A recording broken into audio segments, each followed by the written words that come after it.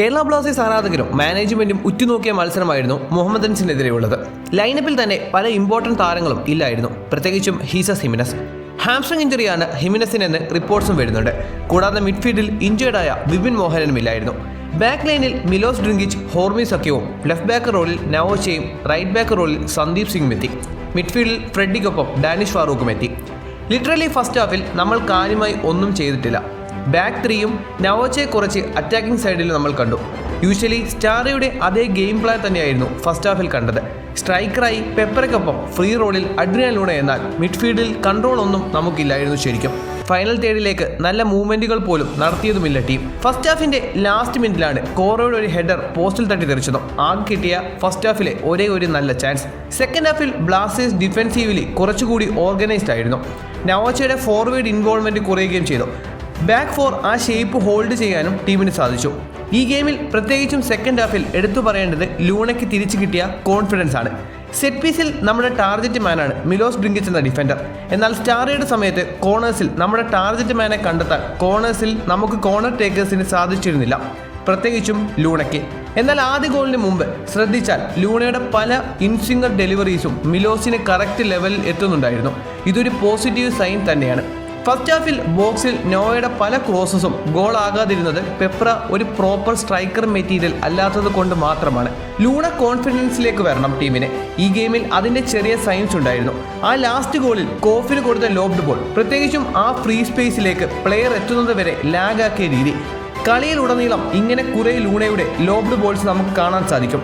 ഇത് കറക്റ്റായി റീഡ് ചെയ്യാൻ നമ്മുടെ പ്ലേയേഴ്സിന് സാധിക്കുന്നില്ല ഗെയിമിൽ. ഈ ഗെയിമിൽ പിന്നീട് എടുത്തു പറയേണ്ട പേരാണ് കോറോസി. ഹൈപ്പ് മാറ്റിവെച്ച് പറയുകയാണെങ്കിൽ ഒരു 17 വയസ്സുകാരനിൽ നിന്ന് പ്രതീക്ഷിക്കുന്നതിനേക്കാൾ കൂടുതൽ കോറോ പിച്ചിൽ നൽകുന്നുണ്ട്.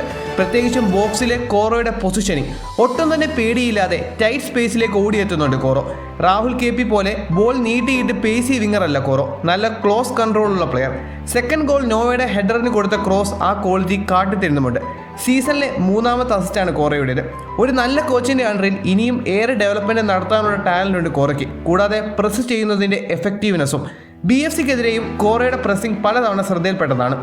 എല്ലാ ഗെയിമിലും കുറച്ചെങ്കിലും പ്രോമിസ് തരുന്ന പ്ലെയറാണ് സദോയി. ഈ ഗെയിമിലും അതുണ്ടായിരുന്നു. ഡ്രിബിളിങ്ങിന് പേര് കേട്ട സദോയി എന്നാൽ ഓവർ ഡ്രിബിളിങ്ങിൽ പലപ്പോഴും ടീമിന്റെ മൂസ നഷ്ടമാക്കുന്നുണ്ട്. പാസിംഗ് ഓപ്ഷൻസ് ഉണ്ടെങ്കിൽ പോലും വീണ്ടും കട്ട് ചെയ്യാനാണ് ഇദ്ദേഹം ശ്രമിക്കുന്നത്. എനിവേസ് ടീമിലെ ബെസ്റ്റ് പ്ലെയർ സദോയി തന്നെയാണ്. ഈ ഗെയിമിലെ ഏറ്റവും പോസിറ്റീവ് ഈ സീസൺ മൊത്തം കളിയും ലെഫ്റ്റിൽ നോവയ്ക്ക് പന്തെത്തിക്കുക, കളിക്കുക എന്ന രീതിയായിരുന്നു. എന്നാൽ നോവ ഇല്ലാതെയും കളിക്കാൻ ടീമിന് സാധിക്കണം. തേർഡ് ഗോൾ വന്നതിൽ നോവയ്ക്ക് പകരമെത്തിയ അമാവിയുടെ റണ്ണ് നമ്മൾ ശ്രദ്ധിക്കേണ്ടതാണ്. കുറച്ച് മിനിറ്റ് മാത്രം കളിച്ചുവെങ്കിലും അമാവിയ പ്രോമിസിംഗ് തന്നെയായിരുന്നു. യങ് പ്ലെയറിന്റെ ഹങ്കർനെസ്സും ടാലൻറ്റും അമാവിയെ കാണിച്ചു. ഫസ്റ്റ് ടച്ച് തന്നെ അമാവിയെ പോസ്റ്റിലേക്ക് ഷോട്ട് ട്രൈ ചെയ്യുന്നത് നമ്മൾ കണ്ടു. സ്റ്റാറയുടെ കൺട്രിൽ അമാവിക്ക് ചാൻസസ് ലഭിച്ചിരുന്നില്ല. എന്നാൽ പരിശീലകൻ തോമസ് അമാവിക്ക് അവസരം നൽകുന്നുണ്ട്. യുവതാരങ്ങൾക്ക് അവസരം നൽകുന്ന ഒരു പരിശീലകനാണ് തോമസ്. റിസർവ് ടീമിൽ നിന്ന് പല താരങ്ങളെയും ഫസ്റ്റ് ടീമിന് സമ്മാനിച്ച കോച്ച് കൂടിയാണ് ഇദ്ദേഹം. And he really deserves this win. Fans management മുന്നിൽ ചെയ്യുന്ന ഡിമാൻഡ്സ് ശരിവെക്കുന്നതാണ് ടീമിന്റെ നിലവിലെ അവസ്ഥ. ഹയസ്റ്റ് ലെവലിൽ കമ്പീറ്റ് ചെയ്യാൻ അറ്റ്ലീസ്റ്റ് ബെഞ്ച് സ്ട്രെങ്ത് നമുക്ക് വേണം. ലീഗിലെ ബോട്ടം ടീമായ മുഹമ്മദൻസിനെതിരെ പോലും ഔട്ട്പ്ലേ ചെയ്യാൻ നമ്മുടെ മിഡ്ഫീൽഡേഴ്സിന് സാധിക്കുന്നില്ല, പ്രത്യേകിച്ചും ഡാനിഷ് ഫാറൂഖ്. ഡാനിഷ് ഫസ്റ്റ് 11-ൽ എത്തുന്നത് നമുക്ക് ബെഞ്ചിൽ എക്സ്പീരിയൻസ്ഡ് ഇന്ത്യൻ താരങ്ങൾ ഇല്ലാത്തത് കൊണ്ട് മാത്രമാണ്. ഇന്നത്തെ ഗെയിമിൽ നമുക്കുള്ള ഒരേ ഒരു മിഡ്ഫീൽഡ് ഓപ്ഷൻ ബെഞ്ചിൽ അസറാണ്. അതും ഫസ്റ്റ് ISL സീസൺ മാത്രം കളിക്കുന്ന യങ് അസർ. ഈ ഗ്യാപ്പാണ് വരും സീസണിൽ ടീം ക്ലോസ് ചെയ്യേണ്ടത്. ഒരു ഇന്ത്യൻ കോർ ബിൽഡ് ചെയ്യണം. Build team around youngsters like Vipin, Korou, Amavia. എന്ത് പറഞ്ഞാലും ഈ ഗെയിം ടീമിന്റെ മൊറാൽ കൂട്ടാൻ ആവശ്യമായ ഒന്ന് തന്നെയായിരുന്നു. പ്രത്യേകിച്ച് ക്ലീൻ ഷീറ്റ് സച്ചിൻ എന്ന ഗോൾ കീപ്പറിന്റെ കോൺഫിഡൻസും കുറച്ചുകൂടി കൂട്ടിക്കാണും. സച്ചിന് കാര്യമായ വെല്ലുവിളികൾ മുഹമ്മദൻസ് നൽകിയിരുന്നില്ല. എന്നാലും സെക്കൻഡ് ഹാഫിൽ വന്ന ഡിഫൻസീവ് ഷേപ്പ് ഒരു നല്ല കാര്യമാണ്. ഫ്രെഡിയുടെ നല്ലൊരു ഗെയിമായിരുന്നു ഇത്. ഡീപ്പ് റോളിൽ അത്യാവശ്യം നന്നായി ഫ്രെഡി കളിച്ചു ഈ ഗെയിം. എന്നാൽ ക്വാളിറ്റി മിഡ്ഫീൽഡേഴ്സിന്റെ പ്രസ്സിംഗിൽ ഫ്രെഡി ഇംപ്രൂവ് ചെയ്യേണ്ടത് ടീമിന്റെയും ആവശ്യമാണ്. ഗെയിം തിരിച്ചത് മുഹമ്മദൻസ് ഗോൾ കീപ്പറിന്റെ ആ ഒറ്റ മിസ്റ്റേക്കാണ്. ബോൾ അവിടെ പഞ്ച് ചെയ്യേണ്ട ആവശ്യം അദ്ദേഹത്തിനില്ലായിരുന്നു. ബട്ട് അത്ര പ്രഷർ സമയത്ത് എടുത്ത ഡിസിഷനാണത്. അദ്ദേഹത്തിനെയും ബ്ലെയിം ചെയ്യാൻ നമുക്ക് സാധിക്കില്ല.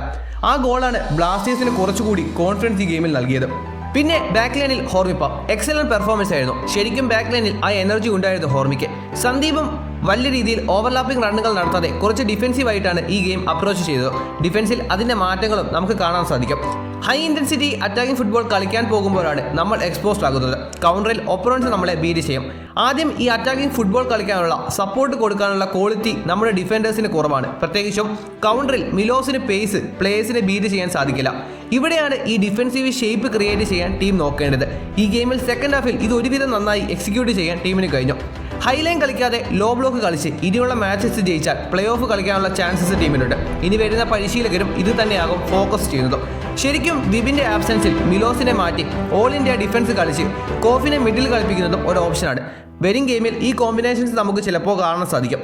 മത്സരത്തിനെ കുറിച്ചുള്ള നിങ്ങളുടെ അഭിപ്രായങ്ങൾ കമൻറ്റുകളായി രേഖപ്പെടുത്തുക. ഈ ചാനൽ വീഡിയോസ് നിങ്ങൾക്ക് ഇഷ്ടപ്പെടുന്നുണ്ടെങ്കിൽ വീഡിയോസ് ലൈക്ക് ചെയ്യുകയും ചാനൽ സബ്സ്ക്രൈബ് ചെയ്യുകയും ചെയ്യുക. മറ്റൊരു വീഡിയോയുമായി കാണുന്നവരെ good bye and thank you for watching.